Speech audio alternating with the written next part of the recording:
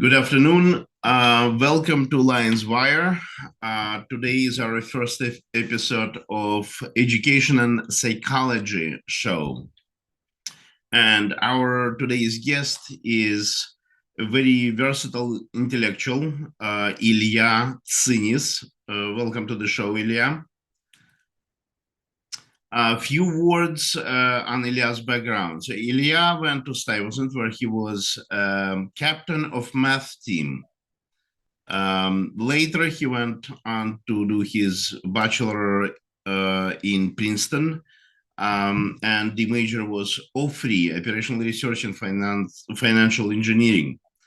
After Princeton, Ilya worked on his PhD thesis and the research in the field of AI with under auspices of Professor LeCun from NYU, one of the founders of what's now known as convolutional neural nets, which is the basis of all AI systems currently deployed commercially.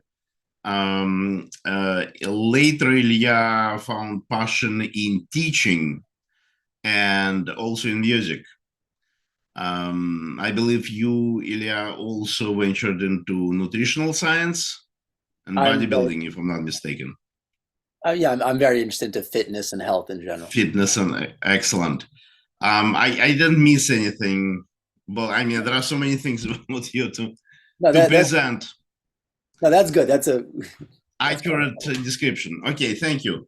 So we are gonna start talking today about educational technologies, merge of education and technology, and we're gonna start off with few small items, and then venture off into a bigger, huge topic. First, Ilya, we briefly talked about a tool you recommend to your students. The tool is called F.Lux. What is it? Yeah, people call it Flux or F.Lux. If you Google it, F.Lux. That's an application, right? It's an app for you could install it on Android, iPhone, basically any known platform, correct? Yeah, you can install it on a laptop anywhere you want, and And what does it do? it basically works in the background. So the way I usually use it is at night, let's say around 9 p.m., 10 p.m., it automatically takes some of the blue light out of your screen, so it looks a little bit more orange. And Mm-hmm. the effect is it does not disrupt your sleep as much, so you will have better sleep, typically. All right. Is there a recommended time frame for how long before you go to sleep you should initiate this application, especially Uh, for children? sure. Well, two-part answer. So the cool thing is you just give it your time zone and it does it automatically. So Good time. Okay. Okay. if So it's can you schedule it? yeah, you can adjust when you want it to do it. I mean, for me, it works pretty well where just like late at night, and also you'll notice if you wake up at 7 a.m., 8 a.m., it'll adjust. So during the day doesn't affect my screen at all. I And see. then Uh, in short answer is we want about 30 minutes to an hour as a ballpark. So let's say whether using this application or not, let's say kids are watching TV or whatever other screen time, people say around 45 minutes. So somewhere between 30 minutes to an hour, you want to like wind Block down out. the blue screen stuff. Yes. So Blue light. the gist of what it does is it takes out blue color entirely Yes. So, or partly. so some people think, well, I can just dim my screen. When you're dimming your screen, that's not the same as taking out the blue frequency, right? The blue light. Right, So right. in the morning, for those people that wake up early, there'll be more reddish and orange lights, and that sort of resets your brain to function better. I see. So and okay, so but it does change the color gamut of your TV or computer or your iPhone wherever you apply that Flux application. It will automatically do it. Sorry, I misspoke. In the morning, it's more the blue light. You want the blue light to wake you up. So if you're getting the blue light at night, it's keeping you awake. Yes. So and it does affect, I assume, melatonin level or Yes, exactly. production. Yeah. So literally, the neurotransmitters in your brain. That's why you're sort of giving your brain mixed signals. Your body might be tired, but the blue light's telling your brain, "Hey, it's not nighttime, so keep going." Uh-huh. I see, I see.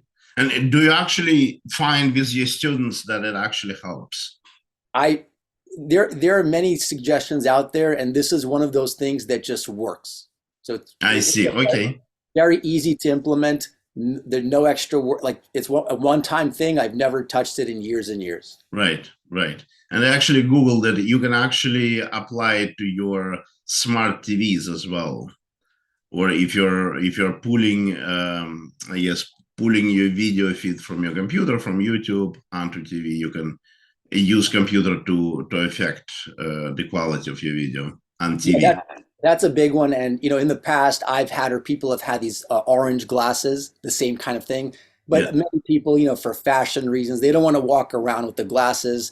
And yeah. so if you already have it on your computer screen or whatever you're looking at, that's very convenient. Awesome. Okay. So this is something to make a note of. And then we also spoke of Slack software as being very useful for a group sort of setting for kids, either in school or extracurriculum activities where they can socialize sort of through Slack. Can you elaborate a bit? Sure. I would say maybe two use cases would be if you're a bigger office and there's many people needing to collaborate, or a school. So one of the places I teach is an online school, and for the students, the parents, and the teachers, it allows them to communicate. So for example, let's say a student didn't show up in a teacher's class, that Right. teacher can make a post on that student's channel, and the other teachers can see that, so they don't always it's not like five teachers have to ask the student. It basically, the teachers can communicate, or one parent can just make a post and then all the teachers see that, and then the students can message. Okay, so it could be communication one to one or one to many. Absolutely, yeah. And also it just helps the students create community. I would say, yeah, it's maybe less useful on an individual basis, but if you're larger groups, it Yeah, would. got it, got it. And schools do use it. Some schools. Yeah, some school, like the more, kind of the more experimental, some of the more traditional schools are probably not. Right. Yeah, to me, it's sort of the way you're describing it, it resembles what used to be known. I'm not sure if they're still around. There used to be Lotus nodes, and it used to be big in corporate world about 20 years ago, 15, 20 years ago. And it functioned pretty much like that. They also had an email, and there was a lot of socializing components there, very enabling. But Slack is also used for corporate world as well. Yeah, exactly. There's a lot of integration where, it'll send you an email if you got a message there. You could integrate it to other apps. And so it's pretty convenient just to keep track of, what was going on in this class 4 months ago. Right, right. Okay, that's interesting. So, um, Ilya, before we go into a big topic, which is going to be ChatGPT, I do remember you mentioned that you worked with, or you still work with, a person who, and I don't remember his name, who founded this specialized school for Elon Musk's children. Yep. And now I think he founded another school in Manhattan, if I'm not mistaken. Is that correct? Can you elaborate on that? I'm not sure about the school Manhattan. I do know he has a private spin-off company as well, kind of based on some of the work with the school. Okay. But they're um, But he left Elon Musk, I believe. He's in somewhere in New York, no? no, no, the school originally was in California, and then basically it had some physical locations, but Okay. it started with his kids. But then after his kids outgrew the school, the school continued, and so it's kind of developing. Elon Musk's kids. He has like 10 kids now, or Well, a some of the large number. I can't keep track of all of them. Yeah, there is a pipeline, I believe. Some of the earlier, I imagine it's some of the Musk's. earlier ones. Um, all right. Just a few words about the method that they came up with, method of teaching.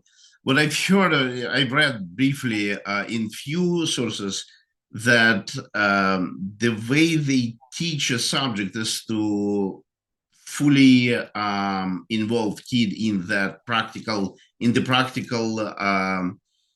problem solving related to the subject. So if the kid wants to learn how the car works, Then they give you the car, and the kid disassembles it and then assembles it and learns parts of how they operate. This is what I sort of heard about the method. It's a unique school. It's definitely an experimental school. There's some stuff that's a little more foundational in there and traditional as well. So I would say, a mixture, but um, there's definitely a focus on experimentation. And for teachers that want to try new things, I'd say as long as it's kind of a good fit and it's the right kind, it's probably not the right fit for a teacher who's a disciplinarian and just is too traditional. But for Yeah, those that are either kind of a mixture or highly experimental, it can be a good fit. I see. But by experimental, we mean there is some kind of project we come up with certain idea and we try to create that device or whatever it is. So it could be in terms An of, example. What would be the sure, sure. example? So it could be experimental in terms of the way a course is taught, or in terms of even the type of course. So, for example, a regular English class might be, we're just going to read literature and do books. Whereas maybe if let's say they're doing an English class there might be playwriting or improvisational comedy, where they'll actually get, somebody that runs a comedy club to Mhm. teach it. Wow. So it's, where you So might, Musk's kids did not go to regular public or private school. They just went to that experimental school. yeah. And initially the school was in actually the SpaceX facilities. Oh, wow. Yeah. Okay. So there's some fun stories. Engineers would walk by and see what's on the whiteboard and comment on and so forth. Nice. Wow. All right. So the big one, how do we get children to educate themselves, or how do we educate children in the world filled with ChatGPT and its unique capabilities? So that is a huge, huge can of worms. So maybe we could start in a more limited part of it, which is, I think there's a lot of debate, and the answers might depend on, like I said, whether it's more of a traditional institution, more experimental. It seems like there's a lot of a split between teachers as to whether do they want to allow chat gpt and such tools to be used, let's say, on essays and assignments, not just essays but math, any subject you want. Do they want to restrict it? Do they allow it but require you to cite the sources? What's exactly, how do you want to deal with that as a policy? And so that Yeah, it's a huge topic. There is also, we can talk about regulation, which is, I think, lacking at the moment, right? There is really no government regulation. Well, there is some minimal, but I think people are still trying to wrap their heads around the capabilities of this thing. The other day, I went to Bing.com, and started Copilot, and requested a piece of poetry about the first day of school. I think I told you about that. And I requested in English, obviously, the style of the poetry to mimic Mayakovsky's style, which he's a Russian revolutionary poet, and he has very distinct, very rough sort of um, rhythm to his poetry, very brutal almost. And this thing came out in matter of few seconds, with beautiful, very profound, I would say, and romantic at the same time piece of poetry. I wish I saved it, but I can probably rerun it. It will come up with something similar but different. And it did mimic perfectly Mayakovsky. I would say ChatGPT actually was better at Mayakovsky's style than Mayakovsky himself. It was just great. And then I did the same with Pushkin. I did the same with Shakespeare, and it's amazing. I have really no words. It's hard to comprehend how a computer system can come up with something, and this is every time you run it, it will come up this new, it's a new run, it's a new piece of poetry, yeah, right? yeah, it does. It can. do some pretty impressive stuff. And it does research for you also. It can, so normally a few years ago when my kid was doing his projects, they had to do research. They did go online. They had to Google a lot. They had to read few books about, let's say, country. They did projects in geography. And there was a lot of reading, there was a lot of analyzing. But now with this thing, it does it for you and spits out this analysis in one pager or five pager, depending on depth of analysis you request. So in that context, how can students, I mean, it cannot be good for a student to just use ChatGPT to come up with business analysis. They need to learn to do that themselves, to crunch the numbers, to go through sources, read books, articles, and come up with their own hypothesis and then analysis and conclusion. And is there a way to differentiate whether a student actually cheated and used ChatGPT or he used his own mind? Sure. Probably not. Well, what's your take on it?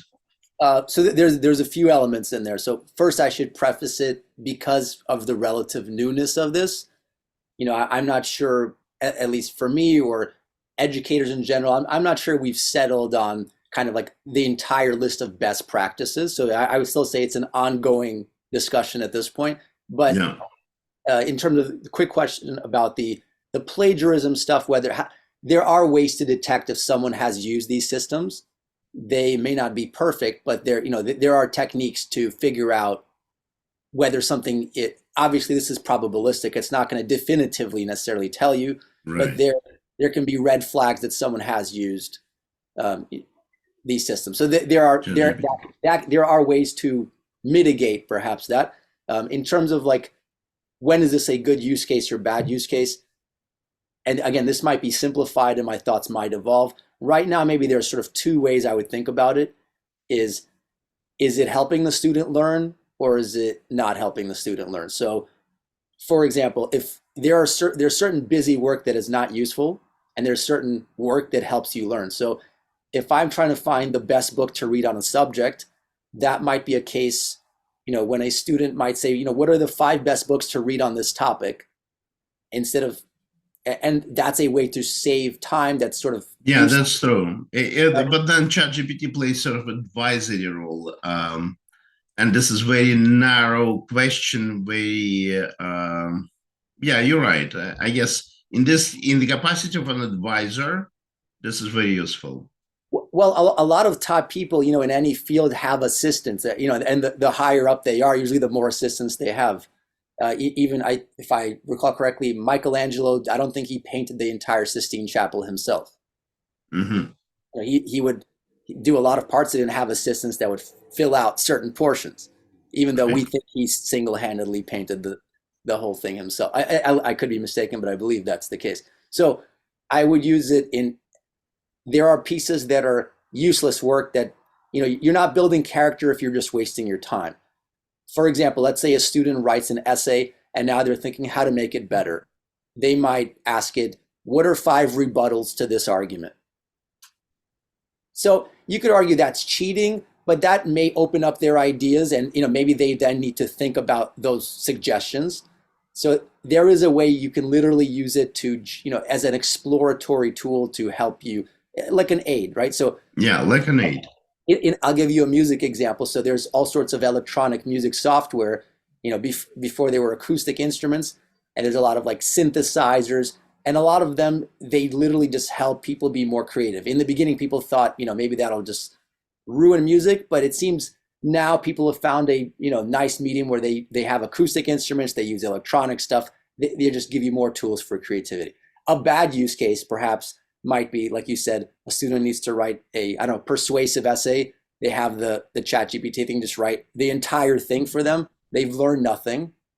Yeah. In which case, I would also ask, maybe go deeper, that they're not learning, but then if this is a class that maybe they're not interested in, why do they feel compelled to not do the assignment? Maybe is the assignment not worth doing? Is it a stupid, boring assignment? Are they taking the class because their parents are making them take the class? Or maybe, maybe truly it's a good class and their priorities are out of order and there needs to be a deeper conversation. So it kind of really depends on the situation.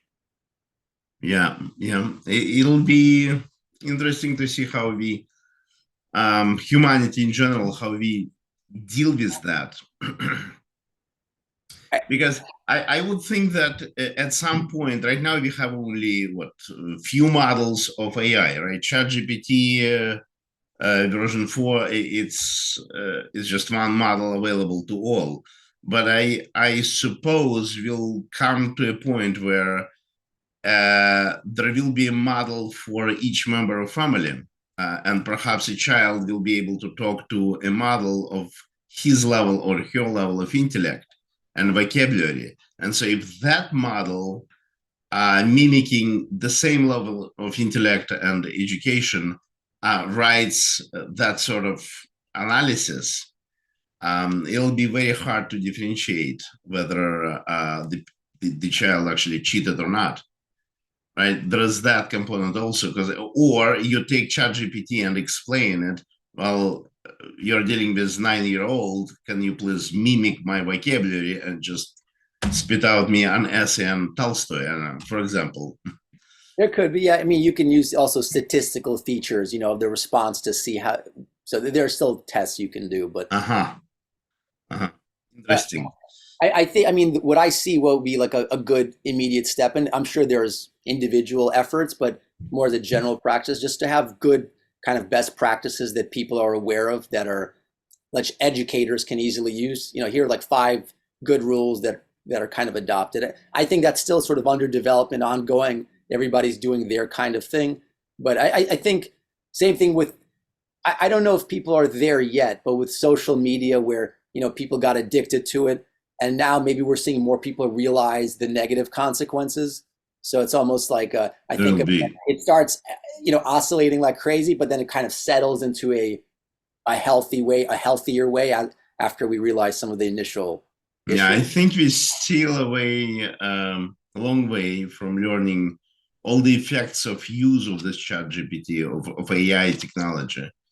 Um, it really started just a few years ago, right?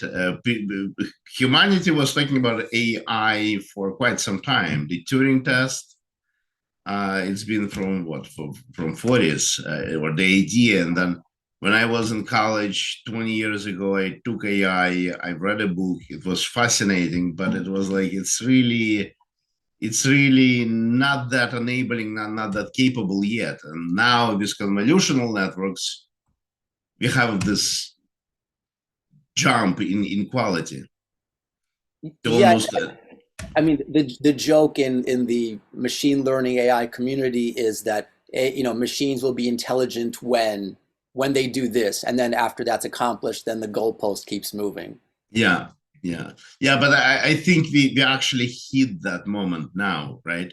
We are dealing with something that is capable of emulating human mind, and being actually beyond that.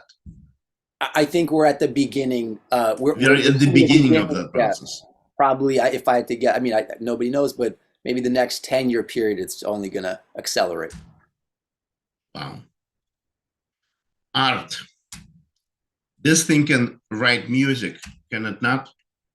It can It can generate write music. You can poetry. ask, give thematics, give give style, and it'll do exactly what you ask. And every time you request it, it'll generate it. Like Absolutely. Mozart used to write, I think, once a week, a small piece for a cardinal, small piece for. So he had to write several pieces that were ordered. He was paid for it, and he would do it basically several pieces a week, I think, or a month. And that was considered to be quite an achievement for a composer. And every piece had some beauty in it. And that is Mozart. There were very few people like him who were capable of producing as much and as unique, where each piece is unique. And now this thing, 3 seconds, it spits out. So you can go to bed with your own ode or your own sonata. You just ask for it. So that element of composition and creativity that is normally that we are used to see humans as being possessive of, right? We as humans, we have that capability. Now it's being outsourced to a computer, which really demotes the value of creativity, human creativity. But I think I'm venturing into a different conversation at this point. Perhaps, I mean, there are different angles to that. So there's the issue of kind of the purpose of art. You know, why do people make art? I think kind of tied into this, and this can sort of be a fork in the road, is the commercialization of art, right? Because part of there's sort of, let's say, a purity to making art. You make it because you want to share something, you're compelled to do something. And then there's the business of like surviving as an artist, right? And so uh, th those are different things. So, you know, obviously if AI is creating art, we kind of mentioned this in the past, but, you know, supply and demand, if there's more art available, yes, people might, you know, some people might lose out financially in that respect. Other people that maybe couldn't previously create art, didn't have the skills or hadn't yet developed enough, let's say they're lower skilled initially, they can Yep. use this as a tool. So it's sort of like there are more suppliers if you want to view it in economics terms. Right. Yes. But you know that, but then there's like the quality. You know, why do people make art? Is, for example, if something sounds, there's a whole debate, and we can kind of put a pause on that. But there's a debate within art No, it's a artists. good conversation. I'd like to continue. Yeah, we can like, for example, some people say art should stand on its own. Like if you read a poem, it should stand on its own. Other people say if you know the biography of the poet or the musician or the painter, it enhances your experience of the work, right? Some people say if you need to know their bio to appreciate the work, it actually means the work is not very good. So there's different, and it might depend on the work. So there's different schools of thought. So one could argue that if you were to ask the AI system, you know, what's the story behind this piece of art? I mean, it could make something up, of course, that fits the piece, right? So that's a whole, Or it'll just tell you, I just came up with it. yeah, yeah. I mean, a lot of artists aren't able to introspect of how they come up. They think a light bulb went off, but there's there might be different answers for different people. So it seems like we're Yeah, but clearly the value of art is going to be changing. I, so to me, this is sort of tied to, you could think about it as, well, yeah, let's just say when the recording labels, when it became cheaper, let's say, to make music, more people, like more independent artists can put out music. So it's easier to kind of get your stuff heard. At the same time, there's less money in the industry, right? Because Right. so it's a double-edged sword. So one is an artistic conversation, and the other is surviving as an artist, which you can debate, like, should government fund arts? Should there be some allocation? Should arts be taught? How much art? Like What? fundamental science, for example. Yeah. Do you Yeah, want to like, maintain the human art? right. So I mean, like from a functional reason or just a well-being, for, again, just to get to I think this is sort of common knowledge that kids that are exposed to a musical instrument, it helps develop their brains, right? So that's just a functional reason. Not to Yeah. mention they might enjoy it, have a good quality of life, whether they're a professional or just for hobby, doesn't matter. So there's a question of, maybe there's, you know, how much the role of government, private funding, or commercial. So I think the business side. I mean, artists have always struggled throughout history and relied on wealthy patrons or other forms to survive. So I don't think this is Right. Yeah. necessarily. Interesting. It's just a fast. It's just if happening so fast and at a large scale that it's almost It's having. difficult to analyze where it's going because I think the technology is outpacing our understanding of its impact. and we are learning as we go along, and we are in sort of catch-up mode all the time. We are responsive to appearance of technology that changes our life fundamentally. Yeah, Um, to tie it back to the ChatGPT and best uses for education, unlike in the past where maybe something would happen and then we would have time to react as a society to it, it's almost that, like you're saying, by the time we figure out maybe some best practices, there are even bigger changes happening. So yeah, it's sort of exponentially increasing where it's hard to create a sense of stability and run clean experiments. yes, yeah. Um, Another question: teacher's role.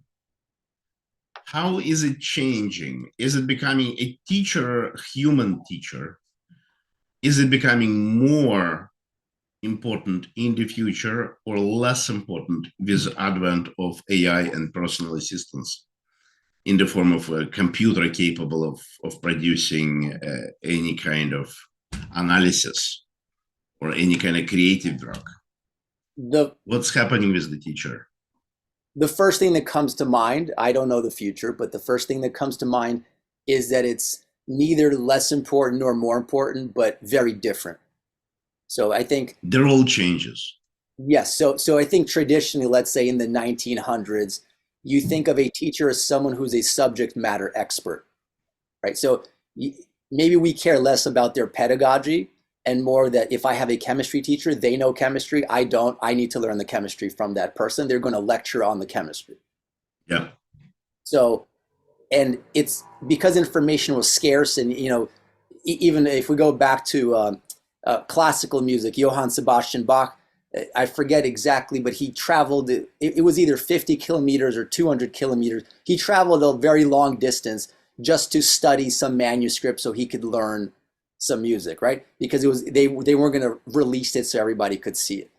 But that information is sort of less proprietary now, right? If you want to know what are the topics in calculus, you don't have to visit Isaac Newton in Britain, right? You Yeah, can. no, the information is so democratized now. It's so easy to access and it's so free So or I nearly think free. there are sort of maybe a lot of teachers that are kind of used to like I'm the expert and I want to lecture, and that could be challenging because they're finding that students are less engaged. Students can find information.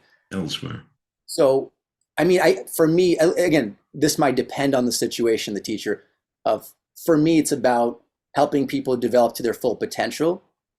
So it's really like what's the best contribution if the student already can access the information? What am I doing that's different, right? So are you helping them go through that process in a more accelerated way? Are you helping them have a more fun experience? Are you building their self-esteem? Right? So because they can find the information, but maybe they've had an experience where they So say, what you are describing, it sounds like it's more of a very customized and per individual level attention of a teacher, where the teacher is driving your development, both personal, individual, and builds your knowledge base and the ability to use that knowledge. And he's more concerned with that development process more than just transferring knowledge per se yes, in specific subject. yeah, yeah. So maybe a good analogy is like a academic teacher to a maybe this is sort of close to me because I'm interested in it. I have a friend who has a gym, like a strength and conditioning coach. Like think about a good weightlifting coach. Yeah. Yes, they know how to program. They know what you should be doing in terms of the weights, but that's not what makes it. The great coach is not the one that gives you the best program, right? They have to know how to motivate. Does this athlete need encouragement? Do they need positive encouragement? Do they need negative encouragement? And if you give the wrong person some people want to be pushed harder, other people need a little more, support. So I think you need to know the subject, so you're not just giving Right. a No, lot of you have to information. know your stuff, But obviously. but it comes in parallel with, like I say, provided that's a prerequisite, your knowledge of sort of human development, and not necessarily officially, but having a sense of human psychology, what helps people develop in a healthy way. A healthy coach thinks long term. not just how do I get this athlete to win this next Olympics, and then they're broken down for the rest of their life. Yeah, yeah, that's fascinating. This is fascinating.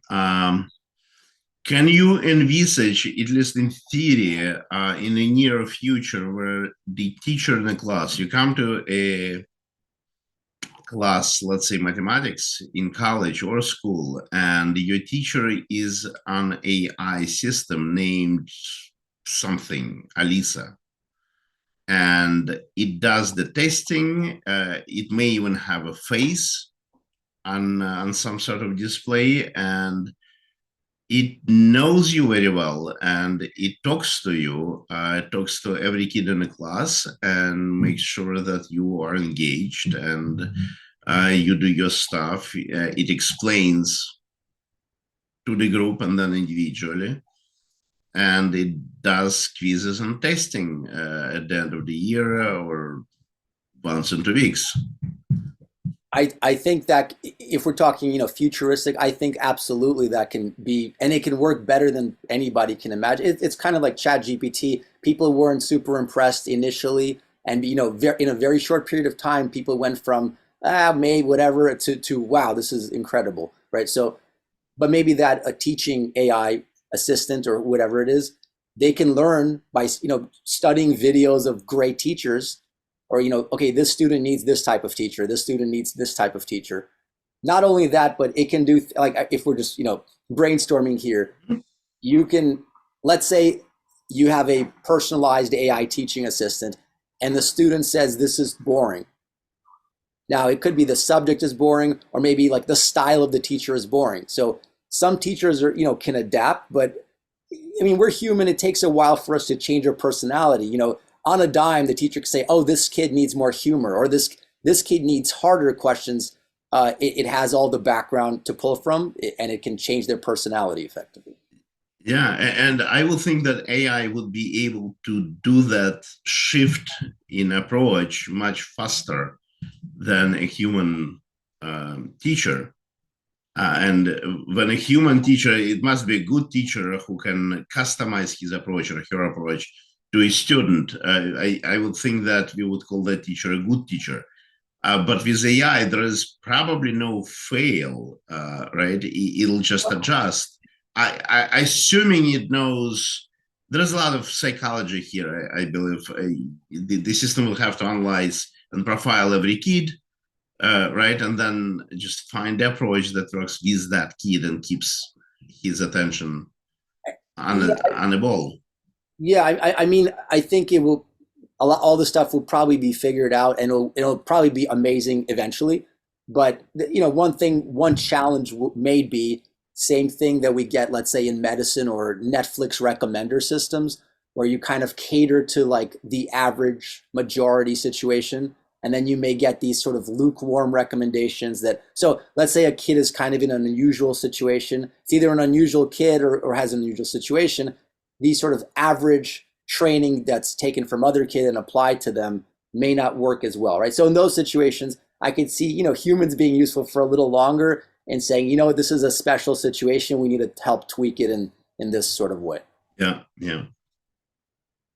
And then I would assume that AI would also be able to perhaps diagnose some of learning disabilities from early on. If Yes. AI is observing the child, then things like ADHD or whatever is commonplace nowadays will be spot quite easily. That's a great point. And this, I mean, I think in medicine you can make this point even better. Let's say you're one of the best physicians. Even the best physicians, some of my friends are doctors. They, as far as I can understand, the better doctors, they've often have a broader set of experiences, or they've seen more cases, right? Whereas maybe a doctor in a small town has only seen 5 or 6 cases of something, so Right. they may not be good at recognizing, or it may take them longer. They have to run 5 tests instead of one test. So having those statistical things can definitely, with some scientific confidence and p-values and stuff like that, we could say, like 99.8% of the time when we've seen, the kid do this mistake, that's like a 40% chance of ADHD. Right. And even the best teacher, it might take them a month, or a week or a To couple figure of out. Yeah. to figure that out. So that can be, and even if it's not definitive, it's sort of like a first pass, right? So maybe it flags potential issues.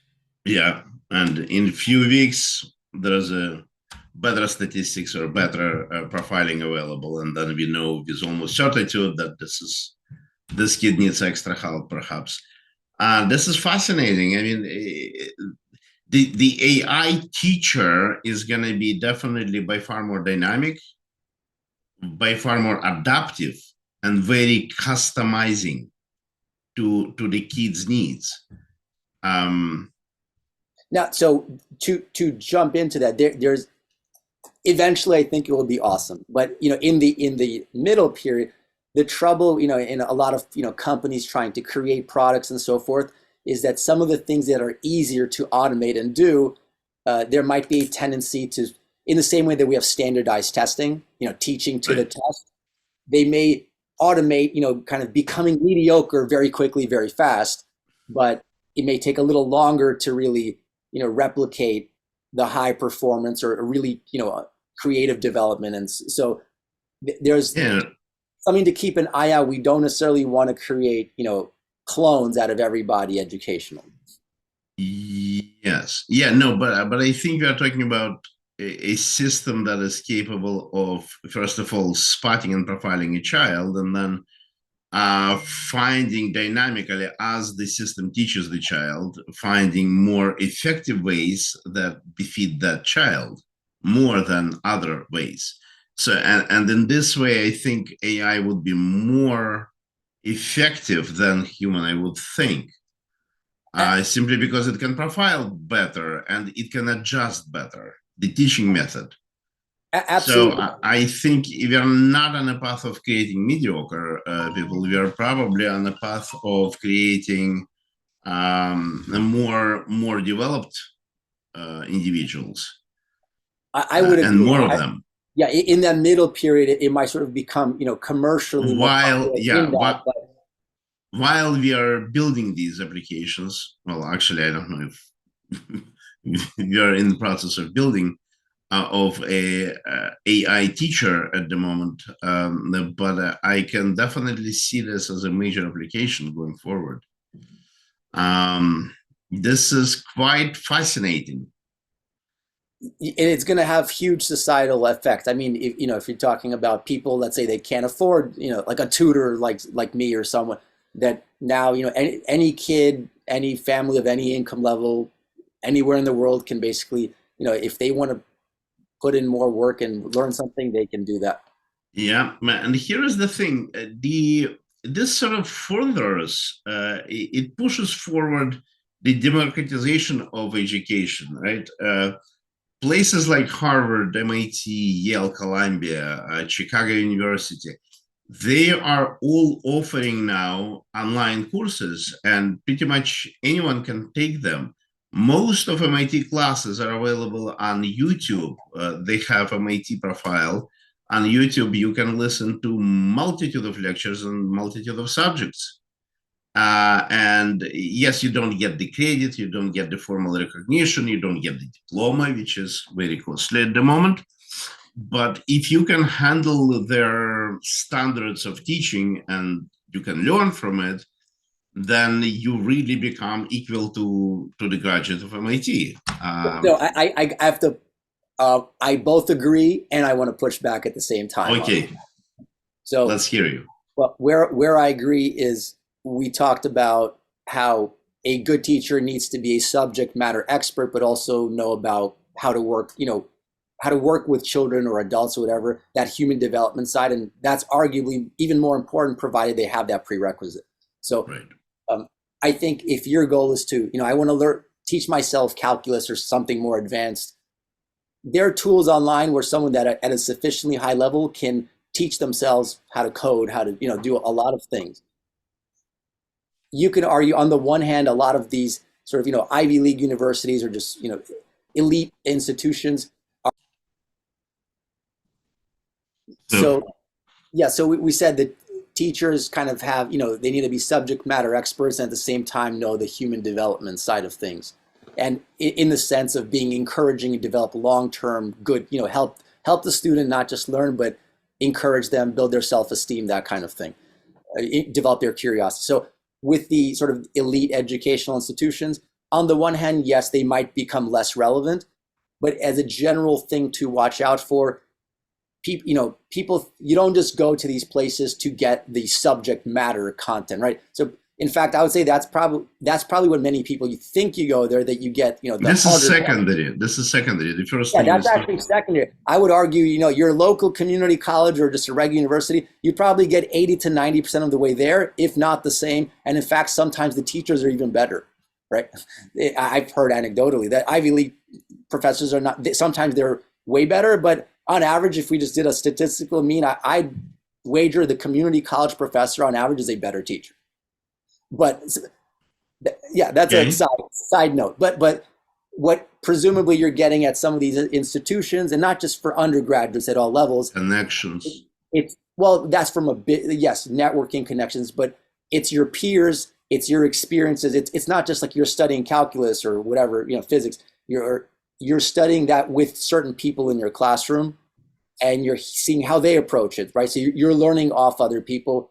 You're getting the social interaction, not in the sense of like you have just having friends, but it's one thing, let's say, just to code by yourself, and it's one thing to code as part of a In a team. team. Yeah.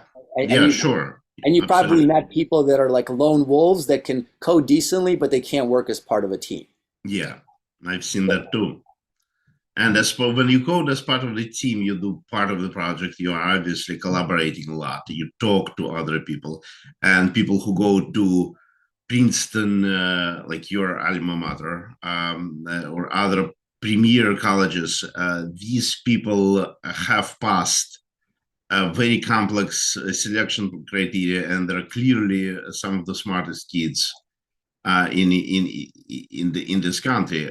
So you are socializing with smartest, with Not always, not yeah, always, but yeah, but I mean, on average, you will probably look. at the top Kids, end, you get a yeah, lot of, yeah. it is the top layer, intellectual layer of what uh, the society can offer, and you are socializing and you are sort of boiling in that environment.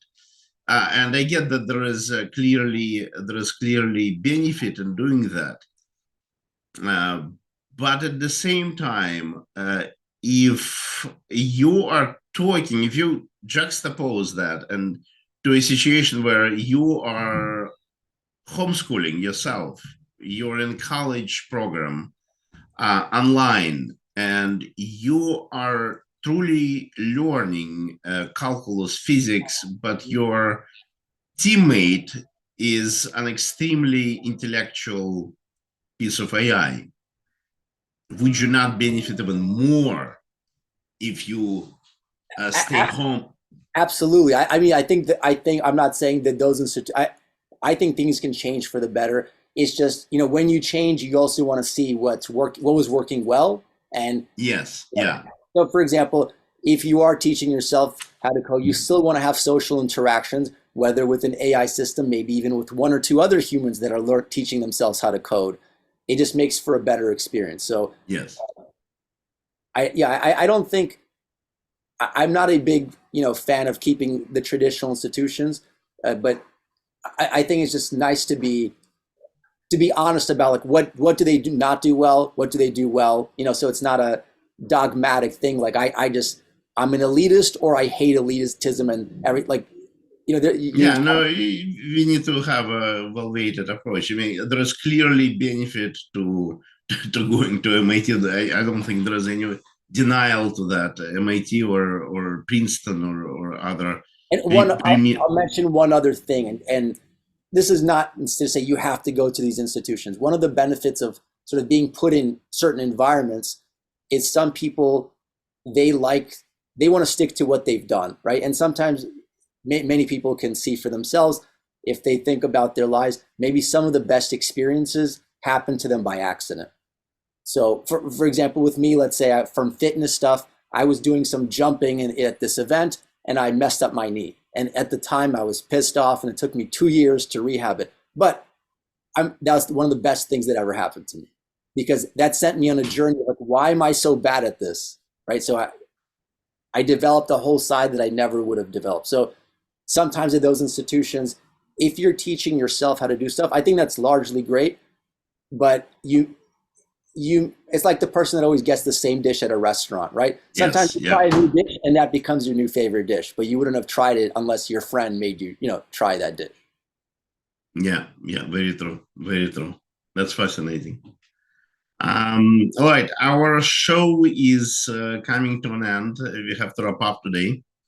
Ilya, it's wonderful having you. I hope to see you on our show many more times. We have so much to talk about, and I thank you, and I'm sure our listeners would thank you too for this wonderful conversation. Thanks for having me. It's been great. Thank you very much. Take care.